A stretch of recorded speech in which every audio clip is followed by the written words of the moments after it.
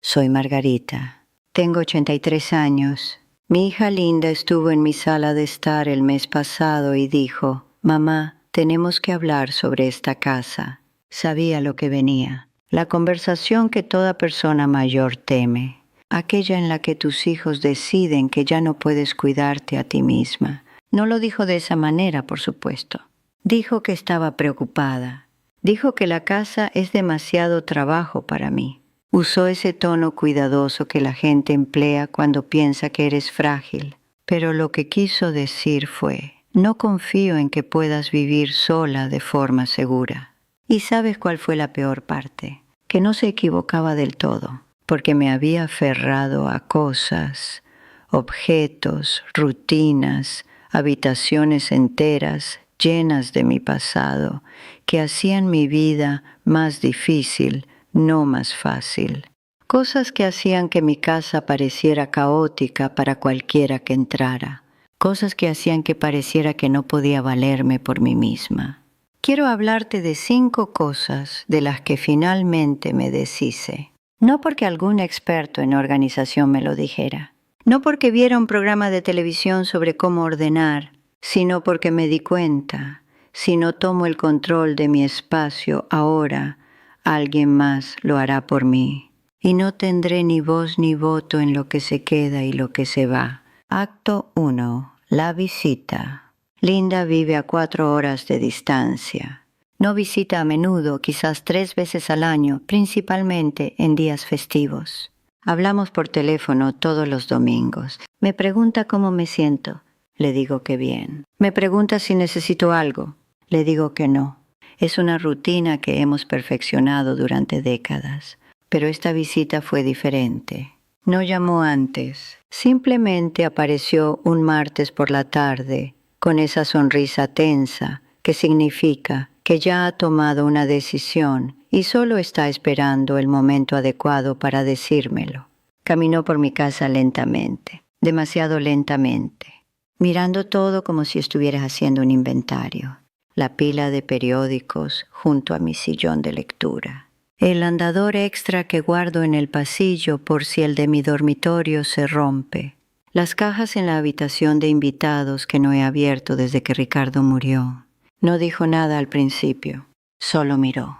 Luego se sentó a la mesa de mi cocina y cruzó las manos. Mamá, he estado pensando. Esta casa requiere mucho mantenimiento. ¿Has considerado algo más pequeño? Quizás un apartamento. Algún lugar con... ¿Asistencia? Asistencia. Así es como lo llaman ahora. No una residencia. No un centro de mayores. Asistencia. Sentí algo frío instalarse en mi pecho. Me las arreglo bien, dije. ¿De verdad? Señaló la cocina. A las encimeras que admito estaban desordenadas, al taburete que guardo junto al fregadero porque ya no alcanzo los estantes superiores, al pastillero que ocupa la mitad de la mesa. Simplemente parece demasiado, mamá. Y si pasara algo, estás aquí sola. Ahí estaba, aquello hacia lo que ella había estado construyendo el camino. Estás aquí sola, como si estar sola fuera lo mismo que estar desamparada. Quise discutir.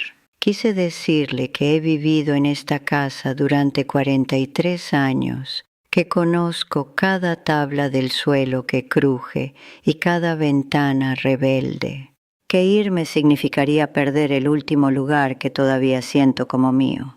Pero miré alrededor de mi cocina y vi lo que ella veía, una mujer que apenas podía seguir el ritmo. Y lo terrible es que no se equivocaba. Acto 2. Los 3 intentos. Después de que Linda se fue no pude dormir. Seguía escuchando su voz. Esta casa requiere mucho mantenimiento. Decidí que le demostraría que estaba equivocada. Le mostraría que podía mantener todo bajo control. Así que empecé con lo que parecía más obvio. Primer intento, organizar lo que ya tenía. Fui a una tienda de artículos baratos y compré cajas de plástico, transparentes como recomiendan los programas de organización. Las etiqueté con un rotulador, utensilios de cocina, extras del baño, herramientas de Ricardo. Pasé 3 días clasificando. sacando cosas de los cajones y armarios y poniéndolas en cajas, apilando las cajas en la habitación de invitados en el pasillo a lo largo de la pared de mi dormitorio. Cuando terminé, di un paso atrás y miré. Mi casa se veía peor, porque ahora, en lugar de cosas guardadas en cajones, tenía torres de cajas de plástico por todas partes. Las etiquetas parecían burlarse de mí. Herramientas de Ricardo. ¿Para qué? Nunca las usaría. Ni siquiera sabía para qué servía la mitad de ellas. Había gastado dinero que no tenía para comprar recipientes para cosas que no necesitaba. Y cuando Linda llamó ese domingo, pude escuchar la pregunta que no hizo. ¿Has pensado más sobre lo que discutimos? Segundo intento, guardar todo por si acaso. Probé un enfoque diferente. Revisaría una habitación a la vez y me desharía de la basura obvia. Cosas rotas, duplicados. Empecé por el baño. Abrí el armario debajo del lavabo y saqué todo. 14 botellas de loción. La mitad casi vacías. Frascos de medicamentos viejos que ya no tomaba. Una almohadilla térmica que dejó de funcionar hace años. Esto será fácil, pensé. Solo tirar lo que es claramente basura. Pero luego tomé una botella de loción que Ricardo me compró por Navidad hace quizás 10 años, con aroma a lavanda. Nunca me había gustado la lavanda, pero él la había elegido personalmente y la había guardado. La puse de nuevo en el armario. Tomé la almohadilla térmica. No funcionaba, pero ¿y si pudiera arreglarla? ¿Y si me volviera a doler la espalda y la necesitara? De vuelta al armario. Los frascos de los medicamentos. Debería devolverlos a la farmacia para desecharlos, pensé. No puedo simplemente tirarlos. Pero no tenía cómo ir a la farmacia esa semana, así que los puse de nuevo. Cuando terminé de ordenar el baño, había tirado 3 cosas. 3 cosas. Todo lo demás volvió exactamente a donde estaba. Miré el armario del baño, todavía abarrotado, y sentí algo cercano a la desesperación. Porque me di cuenta, estaba guardando las cosas, no porque las necesitara, sino porque tenía miedo. Miedo a desperdiciar, miedo a arrepentirme, miedo a que deshacerme de algo significara admitir que cometí un error al comprarlo en primer lugar. Tercer intento, preguntar a mis hijos qué guardar. Llamé a mi hijo David. David es práctico, trabaja en seguros. Le gustan las respuestas claras y las soluciones simples. Estoy intentando revisar algunas cosas, le dije. No estoy segura de qué debería guardar. Hubo una pausa. Luego dijo, «Mamá, ¿necesitas ayuda?» Linda mencionó. Dijo que la casa se estaba volviendo demasiado. Por supuesto que Linda había hablado con él. Probablemente todos habían hablado. Habían tenido una reunión familiar a la que no fui invitada. Decidieron juntos que no podía valerme por mí misma. «Estoy bien», dije rápidamente. «Solo quiero tu opinión sobre algunas cosas». «Está bien», dijo, pero su voz tenía ese tono cuidadoso, el que significaba que pensaba que no estaba nada bien. Le pregunté por las herramientas de Ricardo. ¿Debería guardarlas? Quizás alguno de los nietos las querría algún día. Mamá, a ninguno de los nietos le gusta la carpintería. ¿Deberías venderlas o donarlas? Le pregunté por la vajilla de porcelana, el juego que su abuela me dio cuando Ricardo y yo nos casamos. Nunca lo usaba, pero parecía incorrecto deshacerme de él. ¿Lo usas?, preguntó David. No. Entonces deshazte de él, mamá. Sobre todo lo que pregunté, dijo lo mismo. Si no lo usas, deshazte de ello. Y técnicamente tenía razón. Pero cuando colgué el teléfono me sentí peor que antes, porque seguir su consejo significaba borrar partes de mi vida. Partes que quizás no eran útiles, pero que significaban algo, que eran algo. Y me di cuenta, no podía pedirles a mis hijos que me ayudaran a decidir qué guardar, porque ellos estaban viendo mis cosas como objetos, como basura, como evidencia de que no podía cuidarme a mí misma. No estaban viendo lo que yo veía. No estaban viendo las manos de Ricardo en esas herramientas. No estaban viendo la mesa del comedor en acción de gracias, con esa vajilla puesta. y a mi suegra sonriendo. Solo estaban viendo a una anciana con demasiadas cosas, y cuanto más guardara, más presionarían para que me fuera. Ahí fue cuando entendí algo que debería haber visto desde el principio. Esto no se trataba de organizar, se trataba de control. Si no tomaba el control de mi casa, si no hacía que pareciera manejable, segura, aceptable, mis hijos lo harían por mí. Me empacarían y me mudarían, y pasaría el resto de mi vida en algún apartamento que oliera a desinfectante, rodeada de muebles que no eran míos, con gente vigilándome cada pocas horas como si fuera una niña. Me senté en mi sala de estar esa noche, mirando todo lo que había acumulado durante 83 años, y me di cuenta de que tenía que elegir, no qué guardar, sino quién decidía. Acto 3. Lo que realmente hice. No hice un plan. No compré más cajas, ni llamé a mis hijos, ni busqué consejos de organización en Internet. Simplemente empecé. Era jueves por la mañana. Entré en la habitación de invitados, la habitación que se había convertido en un espacio de almacenamiento para todo lo que no sabía qué hacer, y la miré con honestidad. Había cajas que no había abierto en 15 años, ropa que ya no me quedaba bien, una máquina de coser que había usado quizás 2 veces, pilas de libros que pretendía leer pero que nunca haría. Saqué la primera caja y la abrí. Dentro estaban los suéteres de Ricardo. Los había guardado después de que murió porque no podía soportar mirarlos, pero tampoco podía soportar tirarlos. Sostuve uno, azul marino, lana suave. Lo había usado en las noches frescas, sentado en su sillón junto a la ventana, y lo sentí, ese tirón. Esa voz que decía, si tiras esto, estás tirando a Ricardo. Pero miré ese suéter y me obligué a hacer una pregunta diferente. No significa esto algo, sino guardar esto está mejorando mi vida. Y la respuesta fue no. No estaba mejorando mi vida. Estaba ocupando espacio en una habitación que no podía usar. Era una cosa más para que mis hijos señalaran y dijeran, ¿ves? No puede dejarlo ir, no puede cuidar esta casa. Doblé el suéter y lo puse en una bolsa de donación. Luego el siguiente, y el siguiente. No lloré.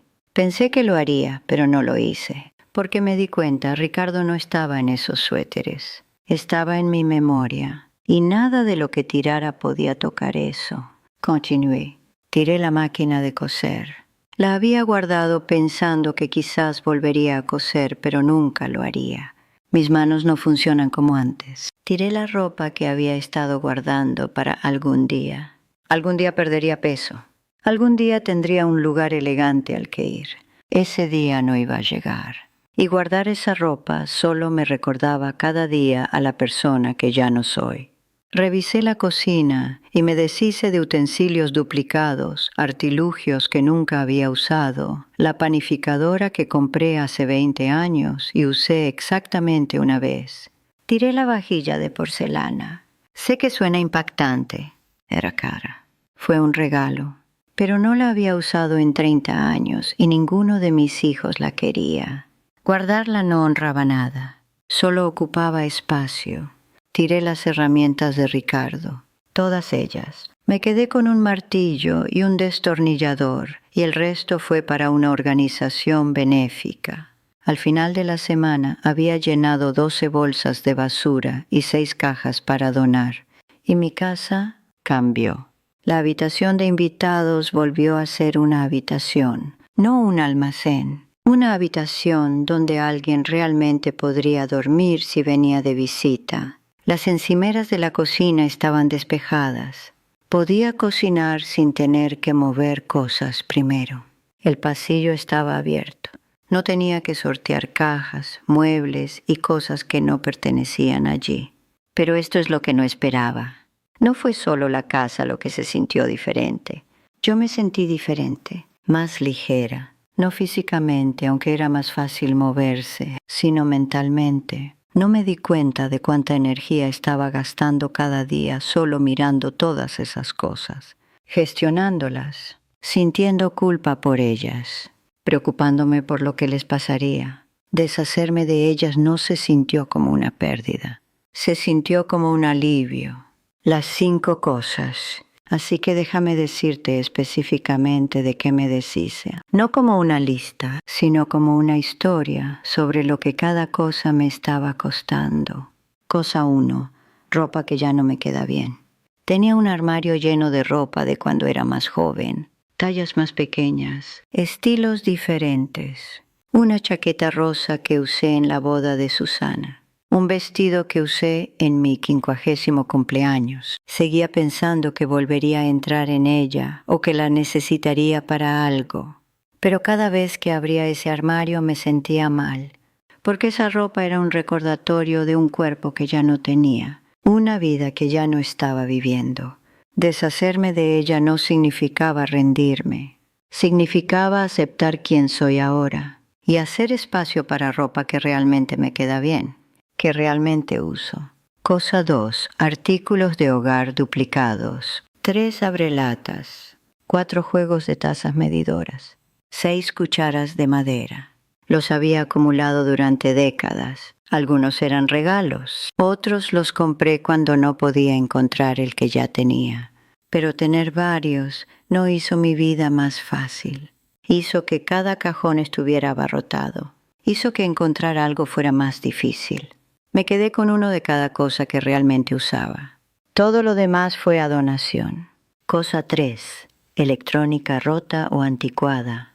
Tenía un teléfono móvil de 2008 en un cajón. Un reproductor de DVD que ya no funcionaba. Cables para dispositivos que no tenía. Los guardé porque habían sido caros, porque pensé que quizás podría arreglarlos o venderlos, pero solo ocupaban espacio.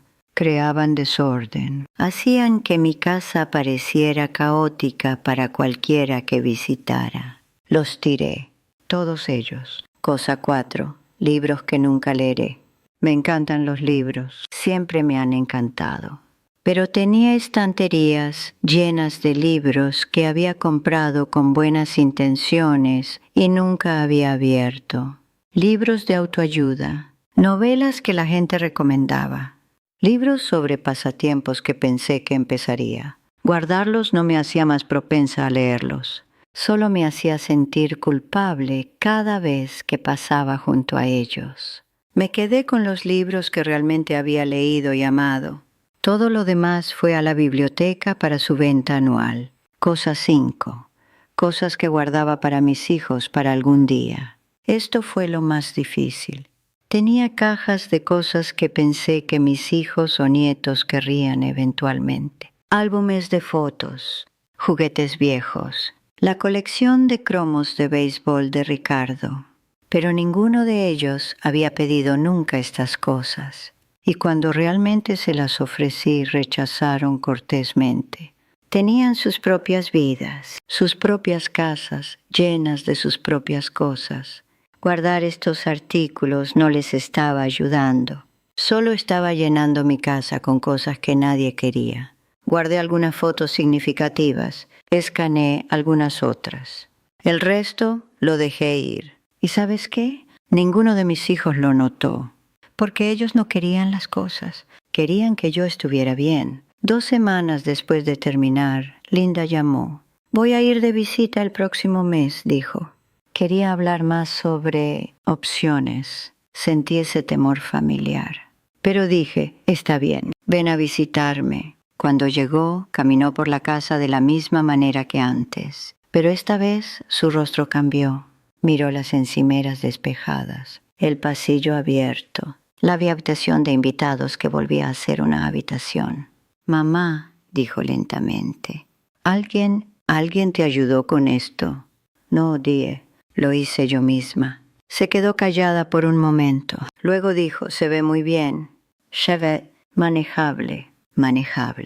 Había pasado la prueba que no sabía que estaba haciendo y no mencionó mudarme. Ni en esa visita, ni en la siguiente. Porque había demostrado algo, no a ella en realidad, a mí misma, que todavía podía cuidar de mi espacio, que todavía podía tomar decisiones, que todavía era capaz He estado pensando en algo que alguien escribió en los comentarios de uno de mis videos. Dijo, las personas que organizan bien también gestionan bien sus relaciones. No dejan que las cosas innecesarias se acumulen.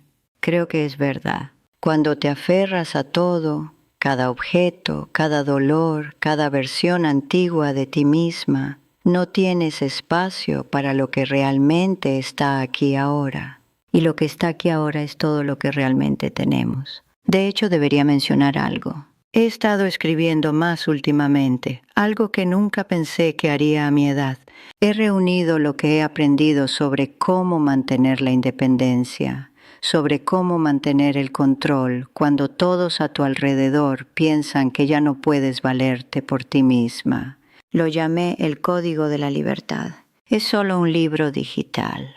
Cada estrategia que usé, cada conversación difícil que tuve que tener, cada forma en que encontré para demostrar que todavía podía cuidar de mí misma. Lo publiqué la semana pasada. El enlace está en el comentario fijado si lo quieres. Sinceramente estoy nerviosa por ello. Compartir tanto se siente revelador. Podría quitarlo si siento que es demasiado. Pero está ahí si lo necesitas. De todos modos, hay algo que nadie te dice sobre envejecer.